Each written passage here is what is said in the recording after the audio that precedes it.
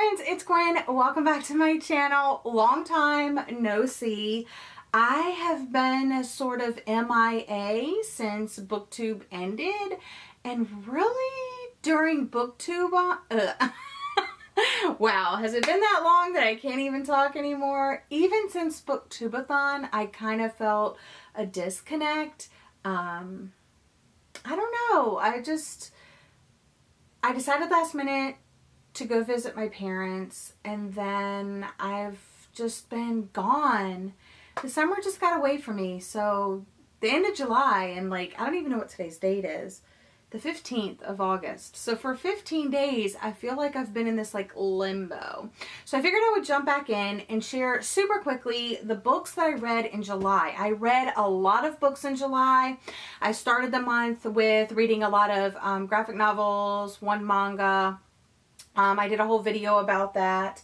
But yeah, I read some good ones. So they're out of order, and I'm just gonna jump right in and give you a few thoughts. So the first one is I'm Thinking of Ending Things by Ian Reid. Read this during BookTubeathon, really liked it. It made me think a lot. It's one I do want to go back and listen to on audiobook because I think I'll get it like a little bit more, especially knowing the ending.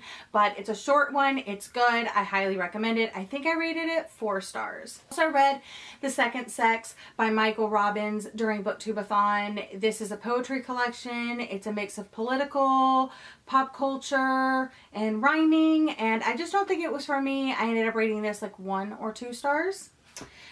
So here is one of the graphic novels I read. Marbles, Mania, Depression, Michelangelo and Me, a graphic memoir by Ellen Forney. I really did enjoy this. It took me a while to read it because it was like part education, part art endeavor, and I think I learned a lot about it, and I enjoyed it. I also read Switch by Megan Hart. This took me a fairly long time to read, actually, and I took this with me when I went to go visit my parents. I finished reading it on the train. This is a new adult dark romance story about a woman that starts anonymously receiving notes in her mailbox, and they're not meant for her. They're meant for another neighbor in her building. It's just been a while since I've read this, but I remember enjoying it, but it wasn't like mind-blowing. I'm gonna save like some of my favorites for the end. Did I read this book? I think I read this when I was at my parents' house, actually. So, trigger warning for cutting and blood play. Slightly misleading, saying it's about a murder. If there's a murder, there is a murders, but it's a small thread to the story. Oh yeah, I remember this now. Okay, so yes, I did read this. How terrible is that I wasn't even remembering? So like I said, trigger warning for cutting and blood play. Slightly misleading, saying it's about a murder. There is a murder / murders, but it's a small thread to the story. It's more dark romance with a sex club open only for members. There's the rich alpha male, a snarky sex partner who might expose him in the sex club, and someone that changes everything for both of them. So yeah, I read it super quickly. That's why I wasn't remembering it. Okay, other graphic novels I read.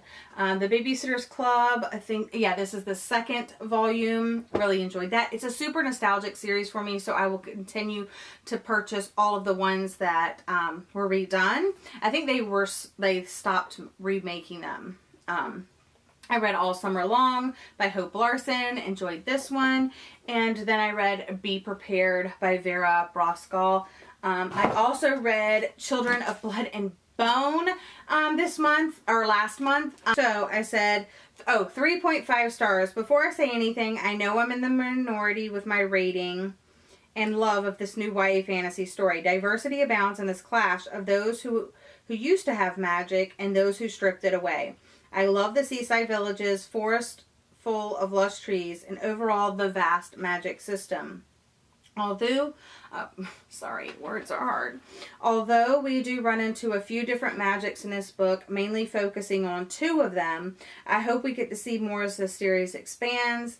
I surprisingly read this rather fast thanks to the audiobook, and that really helped because I definitely felt my interest waning during the slower parts. There's definitely character development, world building, and setting the stage for things to come, but nothing stood out to me as, oh my god, that's awesome, new, or unique, and that's coming from someone who does not read a lot of fantasy. So we follow the main character and her brother, and also a princess and her brother, and the story is told through each of their perspectives. Amari seems to have the best character development, in my opinion. I did tear up at times, but I also raged when not once but twice the breath I did not realize I was holding, page 46, and I released a breath I didn't realize I was holding, on page 242. And I just said that, how's that still in books? You know, how that happened in books. Final thoughts, a good fantasy, but it doesn't bring anything fresh to the reader. Will I continue in the series? Yes, most likely. And I read this at the beginning of the July, and I did do I think I was doing either a readathon or just a weekend reading vlog where I read this, so I did share more of my thoughts in that. Also read Sorority by Genevieve Sly Crane, and I did a first impressions video for this because there are so many trigger warnings in this book. I did like tab it. Yeah, there's just, I don't recommend reading this. It's very misleading. It talks about a group of a sorority that lives in a house and someone dies and you're trying to like figure that out. But it's not really that at all. It's almost like these little vignettes of like a story is a different sister in the sorority, like past, present, and all of that, different pledge classes. But there's so many trigger warnings. Let me just flip through it because it's been a while. Offensive language and slurs, hair pulling, eating disorders, cutting, animal abuse, infidelity. It was a very graphic animal scene, and I'm glad I've kind of pushed that to the back of my mind. Oh yeah, it wasn't what it advertised. It was interesting. Also read My Not So Perfect Life by Sophie Kinsella. I figured summer would be the perfect time for this. I didn't love this, surprisingly. I think Sophie Kinsella is just not for me. I think her books are like middle of the road. I'm pretty sure I rated this 3 stars, and it's basically about a girl that lives on social media and, you know, realizes like how perfect everybody's life is, and her life isn't perfect and she wants it to be perfect. She ends up, it's kind of told in 2 parts, like basically when she's at her job in the city, and then when she's at home on her parents, like when she's at home at her parents, and they kind of like start this whole B&B thing. It's cute. It's great. It took me so long to read because it wasn't really holding my attention. It wasn't like, I wasn't super engrossed or interested. I read Cheese Sweet Home Part 3, and I love this little cat. She is so cute. I love it. I just love it so much, and I am going to get Part 4 hopefully soon. Now let's dive into some of my favorites. Okay, so I will definitely say that these are new favorites. Both of these, The Hating Game by Sally Thorne and The Kiss Quotient by Helen Wong. I read this one first. I kind of sort of buddy read this with some teacher besties, and I didn't realize how steamy it was, but oh my gosh, this book was so good. I read it in one sitting. It was just, I loved it. I loved it. Yeah, the steam begins right there on page 10. And it's just, I was swooning by page 18. I just loved it. And everybody's talking about this book, so I really don't need to tell you too much about it. And then I really needed more of that. So I read The Hating Game by Sally Thorne. And I also really enjoyed this one. So yeah, these are definitely like new favorites, but these are talked about a lot here on BookTube. So if you're interested, I don't have reviews, but there's tons of reviews out there. And then, the last book that I'm going to talk about that I read last month was The Last Time I Lied by, Riley Sager. And I loved this, you guys.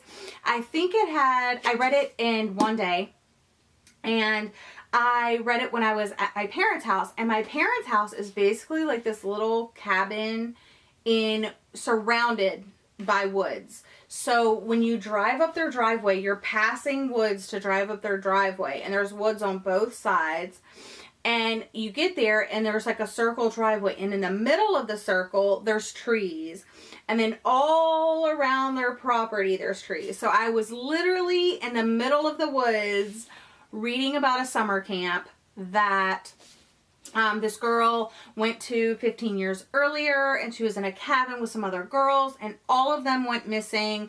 And now 15 years later, she's an artist, but she's still kind of haunted about them going missing. And now the owner of the camp is reopening it and wants her to go there and work there for the summer. And of course she accepts, because she's trying to go back and find any clues that could possibly lead to what happened 15 years ago. So atmospheric, so well written. It was so scary, and like I was contacting the author, and I like posted some pictures on my Instagram, and I was tweeting the author. It was such a cool experience, because it's not like in your face slasher scary. It's kind of like that unnerving, like you're in the woods and you're like, what's going on? It's kind of like that claustrophobic trapped feeling, but like in the best way possible. I just want, like, I don't know, I want to read Final Girls, because a lot of people have said either this is their favorite or Final Girls is their favorite. I loved this book so much, and I also decided that because of this book and my whole experience with reading it, that next summer I'm hoping to work at a camp. Is that weird? I don't know. This just became like my summer in a book, except for like the murder and disappearing girls and all that. But yeah, and it was so funny because I was reading this while I was visiting my parents, and it was like my mom was at work and my dad and I were home, and I would just be sitting at the table reading this and drinking my coffee and like flipping and flipping, and my dad was always asking me like, what happens next? What happens next? And I was getting towards the end and I was like, oh my gosh, and I would tell my dad, and my dad would be like, I knew it, and then I'd be like, but no, this happened. And it was such a cool reading experience and environment to be reading it in. So I really, really, really liked this. So of the whole month, these were my favorite reads. Of course, you know, I was expecting to love these, and I was hoping I would love this. So yeah, 5 stars for all of these. Loved them, loved them. And yeah, that was what I read in July. So let's see how many books. 1, 2, 3, 4, 5, 6, 7, 8, 9, 10, 11, 12, 13, 14, 15. 15 books in July. So lots of books got read. Happy about that. And then Booktubeathon started. Well, it kind of started towards the end of July. That's why I had a couple of books in here. But I will talk about the other books that I read for Booktubeathon and what other books I get to in the month of August. Spoiler alert, it's not that many. But that's all for today's video. Thank you so much for joining me. I have missed you guys. I've just been busy getting ready for back to school. Thank you. I hope you're having a lovely day, and I'll see you again in my next video. Bye.